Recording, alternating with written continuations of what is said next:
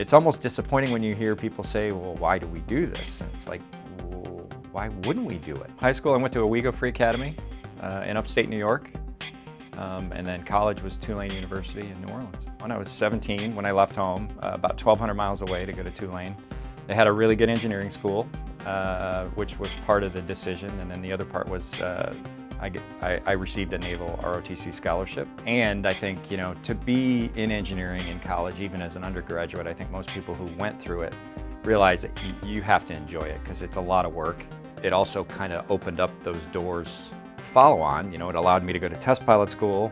It allowed me to meet the requirements to apply to be an astronaut. I played every sport possible.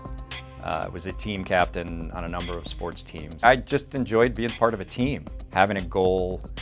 Even shuttle crew or an ISS crew, you're talking 6 to 7 people, very much like a sports team in a sense. Obviously a little smaller, a little more intimate, and you build a huge bond with those people just like you would with a sports team. And I think you know, you have a leader, you have a captain, the commander.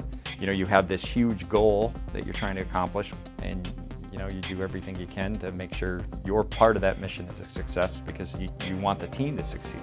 And, you know, within the Department of the Navy, you have the Navy and the Marine Corps, so I chose to go what they called Marine option, and I wanted to be a pilot. For me, it was more, I was very interested in space and really interested in airplanes, and I just kind of followed that passion. I couldn't think of anything that I would have rather done. I mean, it was just, I really, really enjoyed being a fighter pilot and being a Marine. I love to be outdoors. You know, my father and I would go on a trip every year, typically somewhere remote, you know, a lot of hiking, you know, in the mountains. Anytime you're hiking, you just want to see what's over that next hill. I think, you know, we have a history as humans of being explorers, and then just the excitement. I mean, I think it's almost instinctive in a human being to want to explore. You know, I remember my first space flight on Endeavour, but with 135, it was a little bit different. It was one of the highlights of my professional career being part of that mission. You know, unique in a way. You know, there was only 4 of us on the crew.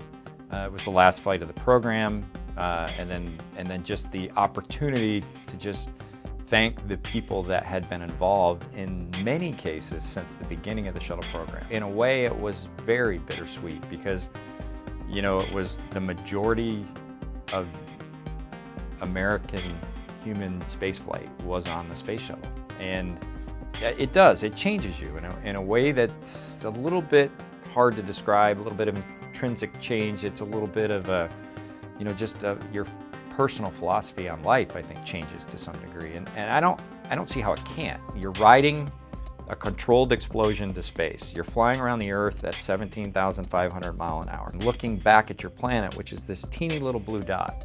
I don't think you're human if it doesn't change how you feel about yourself, about life, about the universe. We've gone the better part of 5 years plus without a domestic capability. It is tough. It's tough on us, and it's great that we have the opportunity to fly with the Russians, and they fly, you know, a very good vehicle in the Soyuz, and so we've been able to maintain our presence in space. But to be part of this, where we're returning this capability to the United States, flying rockets out of Florida with people on them, is very exciting. And I think frankly, the United States should have this capability. So I'm glad to be part of it.